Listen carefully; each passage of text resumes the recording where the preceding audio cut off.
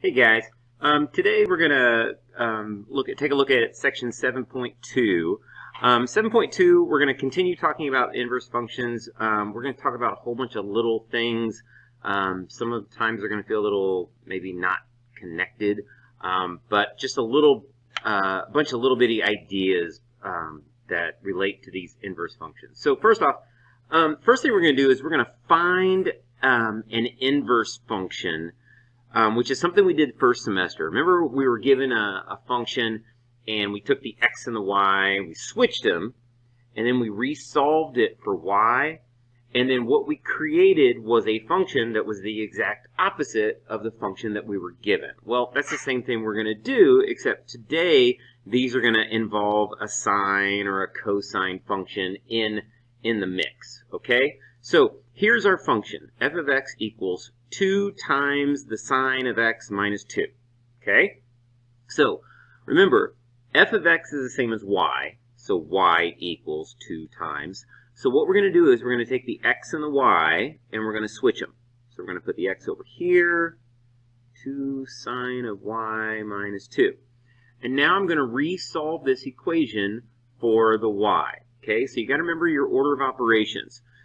We need to get rid of the weaker operation first, okay? The sine of y, that y is right next to the word sine. This is the last thing we're going to be able to get rid of.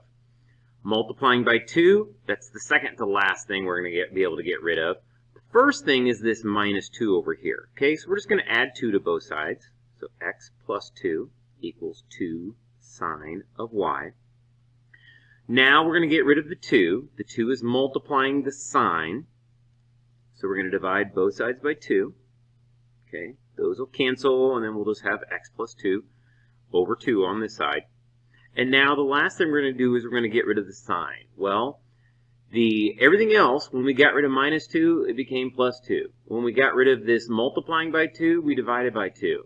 And so when we get rid of sine, it's going to move to the other side, and it's going to become the inverse sine of this entire thing. We're taking the inverse sine of the entire x plus 2 over 2. That is equal to our y, which is our inverse function. Okay, so something we've already done this year, except now we're adding one little piece of this puzzle, which involves a trig function. Okay, so take a look at the next one. Matter of fact, you may want to tell you what, I'm going to do this without talking. And then why don't you try to solve it on your own, and then look up at me when you get done.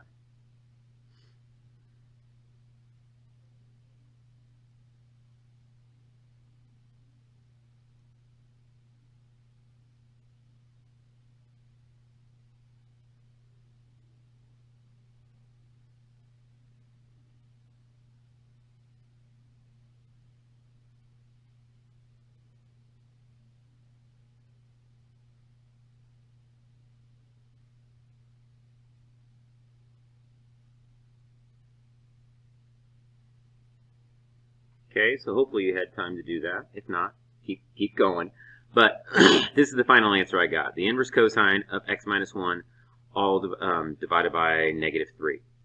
Now, when you're doing these on your own, on your worksheet, make sure you're following the order of operations, or you're following the inverse of the order of operations since you're solving equations. Get rid of the weaker operations first, save the stronger, more connected functions for later on. Okay? So that's the first thing we're going to do. Second thing, we're going to solve some basic equations using the idea of these inverse functions. So like, for example, solve the equation. So we're going to solve for x. 3 times the inverse sine of x equals pi. Okay, so the goal is we're going to get the x by itself. Well, I've got two things over here next to the x. The first is the inverse sine that is very close and very connected to the x. So the first thing we're going to do is get rid of the 3. We're just going to divide both sides by 3. So normal solving equations procedure. Okay, we're going to get that. All right. Again, our goal is to get the x by itself. So we need to get rid of this inverse sine. So we're going to move it to the other side, which means it is now the sine. It's not the inverse sine anymore. And then we want to simplify that. Okay, what is the sine of pi over 3? Well, we've got a chart for that.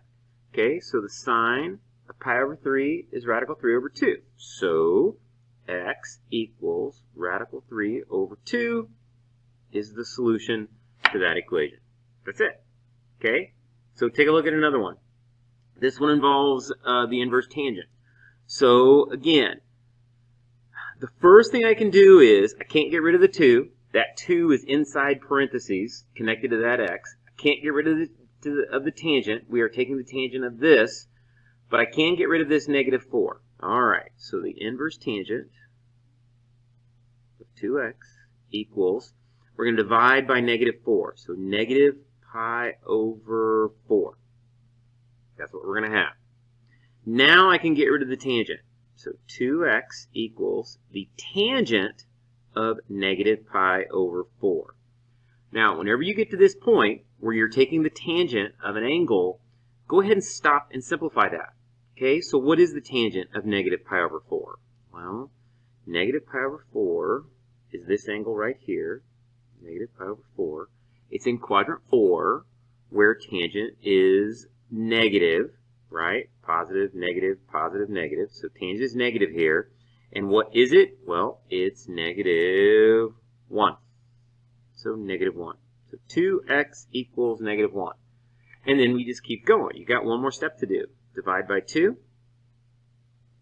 And that's what x equals. If you go back to this original problem, if you plug a negative 1/2 in for x, you would take 2 times negative 1/2, and you would get negative 1. You would do the inverse tangent of negative 1, which would give you this angle right here. Because, right, if you take the inverse tangent of a negative, you're going to get this angle that's in quadrant 4. And then you would take that angle times negative 4, and you would get pi. So this is the x that solves that equation. All right, so on the back page, real quick, we're going to take a look at the reciprocal functions. Okay, so we've talked about the inverse sine, cosine, tangent functions. Well, what about the inverse cosecant, secant, and cotangent functions? Well, you can do that as well. So if you want to find what is the inverse cosecant, so what is the angle that has a cosecant value of this, what you're going to do is you're going to make two little switcheroos, okay? So remember what your reciprocal functions are. So cosecant and sine, secant and cosine, cotangent and tangent. So what we're going to do is, first off, let me make my life a little bit easier. This value right here, think about what this was. 2 radical 3 over 3 is the rationalized version of negative 2 over radical 3, right? That's what that was. And I'm going to show you why that's important. Because to do this problem, I need to use my reciprocal properties. I need to take cosecant and rewrite it as sine. But then I'm also going to take this ratio and I'm going to rewrite it as its reciprocal as well. So I needed to unrationalize this because this is a much easier fraction to flip. It's just going to be negative radical 3 over 2. So that's it. That's what we're going to do. If I want to find the inverse cosecant of this value, I'm really going to do the inverse sine of this value. Okay, so what is that? Well, again, from our chart, so sine radical 3 over 2 is pi over 3. But it's negative radical 3 over 2. So this is an angle that's in quadrant 4 because that's where sine is negative and we're actually allowed to be. So I want the angle that has that reference angle but is down here in quadrant 4, which would be negative pi over 3. So that is the answer to this. Okay, so we're not going to learn a whole new chart, a whole new set of things. All you're going to do is, if I want to find the inverse secant of negative 2, I'm actually going to do the inverse cosine, its reciprocal, of negative 1 over 2. Its reciprocal. Okay, so you're doing two things. And those two changes actually kind of cancel each other out, and so it's like you haven't done anything. Okay, so this is what we're going to do. We're going to do the inverse cosine of negative 1/2. So cosine 1/2 is pi over 3, but so where is cosine negative and allowed to be? Well, that's in quadrant 2. Okay, that's where cosine is. So I want the angle that's in quadrant 2 that has a reference angle of pi over 3. And remember, with cosine, we have to write it as an angle between 0 and pi, not with a negative. Okay, I want that angle, which is 2 pi over 3, and that is my answer. Okay, so that's how you do the reciprocal functions. You just do the reciprocal function. Okay? All right, last thing. I told you there was a lot of little hodgepodge items kind of thrown together. So the last one, we're going to do some more composite functions. But these are going to be a little different. You'll notice this is a sine and this is an inverse tangent. This is a tangent and this is an inverse cosine. These are not going to cancel each other out like the composite functions we did before. So these are going to be handled a different way, and actually once you see one, you may think that this is easier. Now, what this says is, what is the sine of the inverse tangent of 1/2? So first off, remember what this means. It means the angle, I'll just use the word angle, that has a tangent of 1 over 2. So there's an angle that has a tangent value of 1 over 2, which means, first off, if this is a positive value, that means this angle is in quadrant 1, because that's the only quadrant we're allowed to be in when we're doing inverse tangents of a positive value. So there is an angle in quadrant 1, so I'm just going to draw an angle in quadrant 1. There's my angle. And I know the opposite to adjacent ratio of this angle is 1 to 2. So there is an angle that has a tangent value of 1 to 2. So let's draw that triangle. Let's label this ratio of 1 to 2, opposite over adjacent.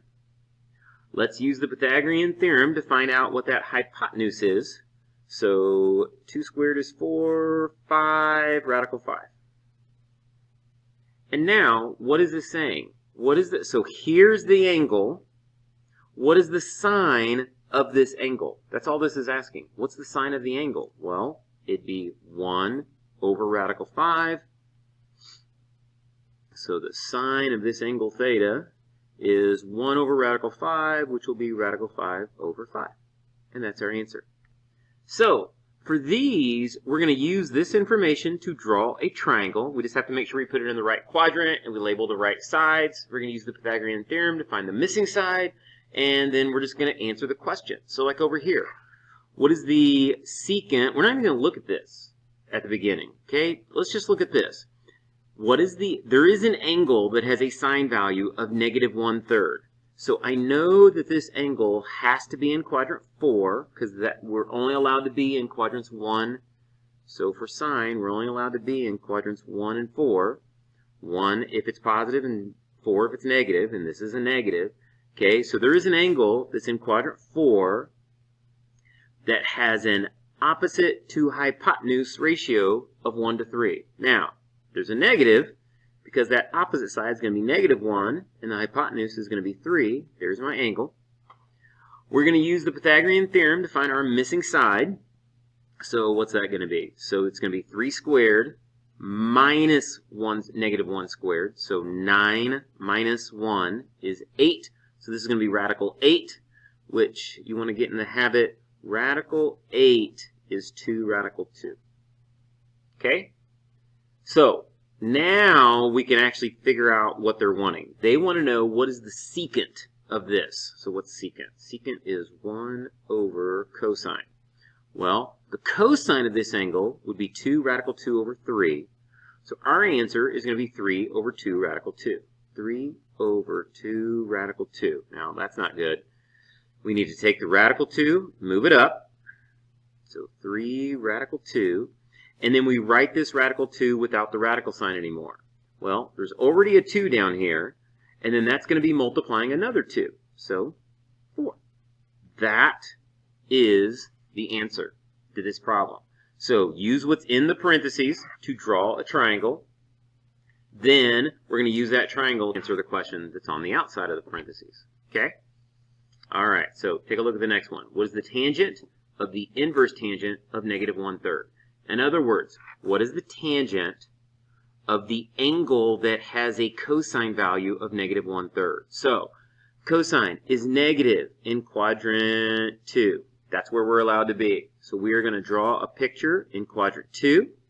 We are going to put our pen or pencil at the origin. We're going to go into quadrant 2. We're going to come down to the x-axis. There's our triangle. Knowing the cosine means we know the adjacent and the hypotenuse. The adjacent, this is an x value. The adjacent is our negative 1. The hypotenuse is our 3. This is pretty much the same triangle we had over here, except we had slightly different sides. The hypotenuse was 3, the side was negative 1. So again, this is going to be 2 radical 2. Okay, it's radical 8. Okay, so 3 squared minus negative 1 squared, and then take the square root, you're going to get 2 radical 2. All right, so here's our angle. Now, what is it they wanted to know? Okay, I haven't even really looked at the outside. They want to know the tangent of this. Okay, so tangent is the opposite over the adjacent. So that's just going to be 2 radical 2 over negative 1, which I would probably write as just negative 2 radical 2, because it simplifies. Okay, all right. See if you can do the last one on your own. Okay, pause the video and try the last one on your own. All right, so the inverse sine of radical 3 over 2. Okay, this is an angle. There's an angle that has a sine value of radical 3 over 2, positive radical 3 over 2. Okay, this is some angle. Okay, so I used what I knew. This is positive, so I drew it in quadrant 1. I labeled the opposite and the hypotenuse. I used the Pythagorean theorem to find the missing side. And then I did the next step of the composite function. I found the cosine of the angle that has this sine value. Well, there's my angle. The cosine of this would be 1 over 2, so 1 over 2. That's my answer. So draw a triangle, fill in the what you know about the triangle, find what you don't know, and then look on the outside and then answer the question about that picture you just drew. Okay? So take a look at your worksheet. I know there was a lot of little bits and pieces, so keep your notes handy. Take a look at your worksheet and let me know if you have any questions. Thanks.